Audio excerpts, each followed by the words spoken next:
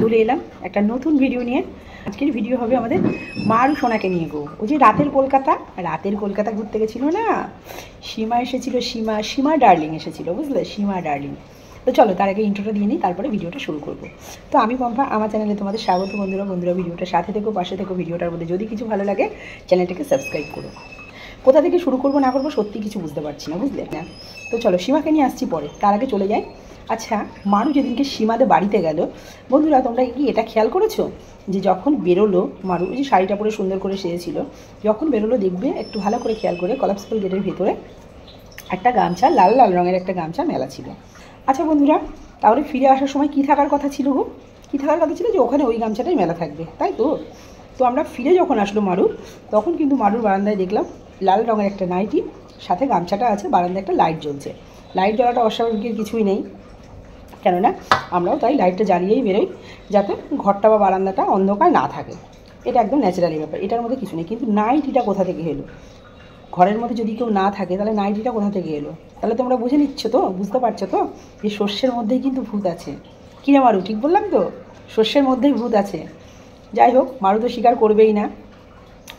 এর জন্য দেখবে যখনই একটু কোনো কিছু নিয়ে কন্ট্রোভার্সি ক্রিয়েটাররা তোলপাড় করে, তখনই মারু লাইভে চলে আসে। কেন না, ও চারদিকের আবহাওয়া পরিস্থিতি দেখতে আসে, ঠিক আছে? তো যাই হোক, সেরকমই হয়েছে যথারীতি। মারু কিন্তু লাইভে এসেছিলো। মারুকে লাইভে অনেকে অনেক কিছু জিজ্ঞাসা করেছে যে তোমার মা এসেছিল না, ওর মা আসেনি। উনি ডাইরেক্ট বলে দিয়েছে যে না, ওর মা আসেনি। তারপরে কি রাজ বিট্টুর কথা হয়েছে না, তবে এটা বলেছে যে খুব শিগগিরই রাজ বিট্টু নাকি আসবে। ওই যে কাকা, কৌশিক আর জয়ন্ত ঘুরে গেছে না, ভিডিওর মধ্যে মারু কি বললো, যে আগের দিনের ভিডিওতে তো আরও বললো যে ওদের বাড়িতে কেউ আসবে, খুব এক্সাইটেডও, খুব খুশি, বাজার হাট হলো, অনেক কিছু হলো। তো দেখা গেল আমরা সবাই বলেছিলাম যে মারুর মায়ের জন্মদিন বলে এত এক্সাইটেড, কিন্তু না, মারু কন্ট্রোভার্সি ক্রিয়েটারদের পুরো ভুল প্রমাণ করলো। কিন্তু না, ও কিন্তু ওর মায়ের জন্মদিন কিন্তু ভেতর সেলিব্রেশন হয়েছে, ঠিক আছে? ও জন্মদিন সেলিব্রেট অবশ্যই করেছে। কেন বলো তো বন্ধুরা, তোমরা ভালো করে খেয়াল করবা, রান্না বান্না কোনো কিছু কিন্তু সেইভাবে ঠিক করে দেখায়নি। এবার তুমি একটা কথা বলো, আমাদের বাড়িতে দুটো মানুষ আসলেই দেখবে আমাদের মানে কি বলবো, মানে এক্সট্রা তো কাজ একটা থাকেই, নিজেরা বাড়িতে রান্না বান্না করে খাওয়া একরকম, আর দুটো মানুষ বা তিনটে মানুষ বেশি হলে সেখানে কিন্তু কাজ একটু হলেও বেশি। তারপরেও কী বললো যে সকাল সকাল আসতে বলেছি। আরে বাবা, তুই যখন সকাল সকালই আসতে বলেছিস তাহলে তো তোদের সকালবেলার খাওয়ার ব্যবস্থাটা তোর করতে হতো। যাই হোক, তারা কখন এসছে সেটা আমি জানি না, কেন ও টাইমটা ক্লিয়ার করেনি। কিন্তু এটা বলেছে যে আরও সকাল সকাল আসতে বলেছিলাম। তো যাই হোক, তো ও দেখলে ধেই করতে করতে বাজারে চলে গেল। কেন না, সকালবেলা ওই যে কচুরি খেতে হবে না, ও বাড়িতে টিফিন করবে না, তো ওর ওই কেনা খাবার খেতে খেতে না স্বভাবে দাঁড়িয়ে গিয়েছে, বুঝলে। ও আমি গিয়েও কিন্তু ওর ওই কয়লার মাংসটা আনতে পারতো, সেটা না করে কী হলো, ওকে যেতে হলো কয়লার চিকেন আনতে। সাথে ওই যে গরম গরম কচুরি খেয়ে আসলো। গরম গরম বাড়িতে করলে আবার সবাইকে দিতে হবে না, তার থেকে চলো না দুজন টোনাটুনি যাই, গিয়ে খেয়ে চলে আসি। ওদের ওই যে দিতে গেলে হাত এই আর নিতে গেলে হাত এই, ঠিক আছে? ওদের দেওয়ার সময় তো হাত দিয়ে কিছু বেরোই না। তো যাই হোক, সেসব গেল। রান্নাবান্না কী করলো, কাকু আসলো, জয়ন্ত, কৌশিক আসলো। তার মধ্যে ভিডিওতে কী বললো বলো তো? বললো যে কাকুর সাথে, জয়ন্তের সাথে অনেক দিন পরে দেখা হলো। কেন রে, কৌশিকের সঙ্গে দেখা হয়েছিল নাকি এর আগে? কই তুই বলিস নি তো এতদিনের ভিডিওর মধ্যে তুই ক্লিয়ার করেছিস কোনো জায়গায় যে কৌশিকের সঙ্গে তোর এর আগেও দেখা হয়েছিল?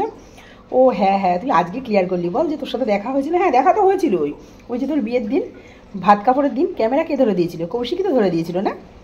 তা সেটা আগে স্বীকার করতে তোর কী হয়েছিল, অসুবিধা? এতদিন পরে সে ইচ্ছা করলো স্বীকার করতে? না, তাও কিন্তু ও ডাইরেক্ট ক্লিয়ার করেনি। ও জাস্ট বলেছে যে কৌশিকের সঙ্গে দেখা হয়েছিল। তবে হ্যাঁ, এবার কিন্তু ও বলেছে এরপরে আরও ধামাকাদার ব্লগ আসবে। হ্যাঁ, ধামাকাদার ব্লগ তো আসবেই, তবে ওর মাকে কিন্তু এত শিগগিরই রিভিল করবে না। মা আসছে যাচ্ছে, খাচ্ছে থাকছে, সব ঠিক আছে, কিন্তু মার ফেসও এত তাড়াতাড়ি রিভিল করবে না। যাই হোক, এবার আমরা হয়তো নেক্সট ভিডিওতে, সীমা তো আছেই, মানে সীমার ভিডিও তো অলরেডিও দিয়েছে। যাই হোক, এরপরে রাজবিট্টুর আগমন ঘটবে বা ঘটে গেছে, সেটা হয়তো আমরা দেখব। আর রানাঘাট থেকে রাজ ঘুরে গিয়েছে, সেটার প্রমাণ হচ্ছে কোনো ভিউয়ার্সের বাড়িতে পম হয়তো পার্সেল দিতে গেছিলো, সেখানে কিন্তু পমের সঙ্গে রাজ ছিল। যাই হোক, তো এটা গেল। এবার আসি যেদিনকে কাকা বাড়িতে আসলো, মানে কাকা, কৌশিক, জয়ন্ত, তাই তো তিনজন বাড়িতে আসলো, সেদিনকে কী হলো, রান্নাবান্না। আচ্ছা, রান্নাবান্না বন্ধু তোমাদের কী দেখালো? পেঁয়াজ কাটা হয়েছে, গাজর, ক্যাপসিকাম, তারপরে বিনস, সবই কাটা দেখালো, তাই তো? তো সব কাটা কি দেখিয়েছে? সব কাটা দেখিয়েছি, এত কিছু কাটা তো মানে হয়েছে অবশ্যই, সব কাটা কিন্তু আমাদের সামনে দেখায়নি। আমাদের সামনে কী দেখালো, বিনসগুলো কোচাচ্ছে, ওইটা কিন্তু দেখিয়েছে, আদার্স কিচ্ছু কাটাকাটি দেখায়নি। গেল এটা। তারপর টমেটো। আচ্ছা, চাটনি করেছিল, চাটনিটা সুন্দর হয়েছিল, দেখে মনে হচ্ছিল। চাটনিটা টমেটো কাটা কি দেখিয়েছে আমাদের, কি বললো ভিডিওর মধ্যে, পম পাঁপড় ভেজে তারপর চাটনি করেছে। মেনে নিলাম পম পাঁপড় ভেজে চাটনি করেছে। পমের পাঁপড় ভাজাটা আমরা ওই যে সামনে দিয়ে গেঞ্জি গলায় দিয়ে পেটে যাতে বা গায়ে যাতে তেল না লাগে তার জন্য গেঞ্জিটা গলায় বেঁধে নিয়েছিল। তাহলে চাটনি ওই দৃশ্যটা যখন আমরা দেখলাম তাহলে চাটনি করার একটা ক্লিপ তো আমরা দেখতেই পারতাম না, নাকি মা নিয়ে এসেছিলো, নাকি মা চাটনিটা বাড়ি থেকে নিয়ে এসেছিলো যে তোরা এত কষ্ট করে চাটনি করতে হবে না, তুই রাইস আর চিকেনটাই কর আর আমি চাটনিটা নিয়ে যাচ্ছি, তাই না? মা না, মেয়ের কষ্ট দেখলে তো কষ্ট হবেই। মধু আন্টির জন্মদিন ছিল আর মধু আন্টিও সেদিনকে ছিল, বার্থডে সেলিব্রেশন কিন্তু ওইখানেই হয়েছে, ঠিক আছে? যার জন্য ওদের 3 জনের খাওয়া দেখেছে, বাকি 2 জনের কিন্তু খাওয়া দেখায়নি। আর মারুর মাকে ধরলে 3 জন, বাকি 3 জনের কিন্তু খাওয়া দেখায়নি, কেননা মাকে ওই যে গুছিয়ে গাছিয়ে বার্থডে সেলিব্রেশন করে খেতে দিতে হবে না। আর বন্ধুরা এটাও খেয়াল করেছো, কৌশিক আর জয়ন্ত কিন্তু খেতে বসে পড়েছিল, কাকু কিন্তু ওখানে ছিল না, ঠিক আছে? কাকু কিন্তু ওইখানে ছিল না। কাকু কোথায় ছিল না, কাকু ছিল পাশের ঘরে মারুর মায়ের সাথে কথা বলছিল, যার জন্য কাকু কিন্তু ওরা বসার পরে এসছে খেতে। যাই হোক, চলো এসব সব বাদ দিলাম। এবার কি হলো, সন্ধ্যেতে কে ঢুকলো, সীমা রানী ঢুকলো। সন্ধ্যেতে সীমা রানী ঢুকলো, ভালো কথা, বেশ ভালো কথা। তো চিকেন ফুরিয়ে গেছিলো। হ্যাঁ রে, তুই না বললি 1200 চিকেন ফুরিয়ে গেল, 1200 চিকেন ফুরিয়ে গেল, 3 জন 4 জন খেতে খেতেই 1200 চিকেন ফুরিয়ে গেল। যাই হোক, তো আবার রাত্রেবেলা ওকে চিকেন রান্না করতে হলো, দুপুরবেলা রাইস দিয়েই দিল। না, ওর ঘরে রান্না থাকলে কিন্তু ওটাই দিয়ে দিত, যেহেতু রান্না নেই ও কী শোনালো, কিন্তু নাড়াঘাটাতে ওটা দেওয়া যাবে না। ও নাড়াঘাটা বলে দেওয়া যাবে না, নাকি শেষ হয়ে গেছে বলে দেওয়া যাবে না? পার্সেল হয়েছে না, মায়ের কাছে, মায়ের হাত দিয়ে বাবার জন্য পাঠিয়ে দিয়েছে, পার্সেল হয়েছে, তো তাহলে আর থাকবে কোথা থেকে চিকেন? যাই হোক, তো সেই কারণের জন্য ওরা আবার চিকেন রান্না করতে হলো, রান্না করে সীমাকে খেতে দিতে হলো। আর সেদিন যথারীতি ছিল গ্রহণ, তাই কি বললো যে না আজকে আমরা তাড়াতাড়ি খেয়ে নিই, কেননা গ্রহণ লেগে যাবে। হ্যাঁ ঠিকই, গ্রহণের আগেই খেতে হয়। যাই হোক, তো তাড়াতাড়ি খেয়ে নিয়ে কী হলো, সাজুগুজু হয়ে গেল গো বন্ধুরা, সাজুগুজু। ওই যে রাতের কলকাতা দেখতে যেতে হবে না, রাতের কলকাতা দেখতে। আমি না ভাবছিলাম, জানো বন্ধুরা, আমার মনে কিন্তু বিশাল প্রশ্ন ছিল, 3 জন মিলে বাইকে করে যাবে কী করে? কেননা সীমা বললো গোবরডাঙ্গা থেকে কলকাতা যেতে 3 ঘন্টা টাইম লাগে। তারপরে 3 ঘন্টা একটা বাইকে 3 জন জার্নি করা কিন্তু সত্যি খুব টাফ, ঠিক আছে?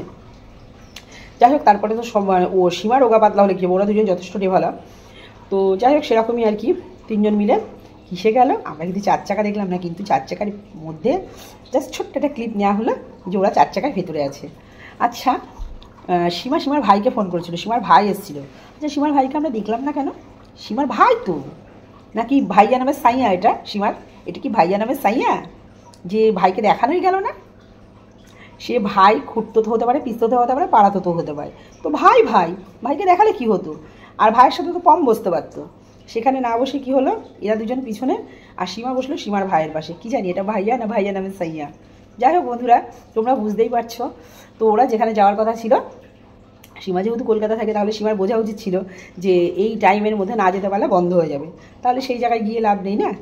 তো সেটা জেনে শুনে ওরা গেল। ওরা কী করতে গেছে সেটা তো একমাত্র ওরাই জানে। আর মারু কি বললো, মারু আরও ভিডিও পুরো ক্লিপ নিয়েছিল, কিন্তু কোনো কিছু সেভ হয়নি। মারুর ফোনে সেভ হয়নি দেখিয়েছে, পমের ফোনতে ছিল, পমের ফোনে তুলতে পারিনি ভিডিওগুলো।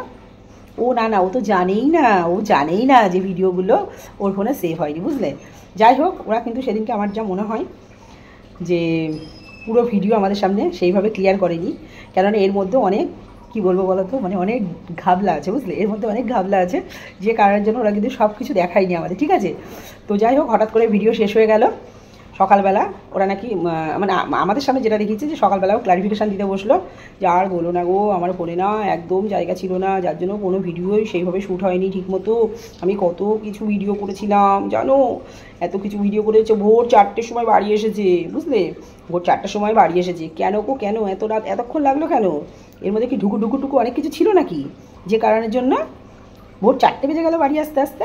যাই হোক, তোমার ওই ভিডিওতে শুধু মিথ্যে ছাড়া আর কিছু নেই বন্ধুরা, ঠিক আছে? তো চলো, আজকের ভিডিও এটুকুই ছিল। ভিডিওর মধ্যে যদি কিছু ভালো লাগে পাশে থেকে সাপোর্ট করো। টাটা।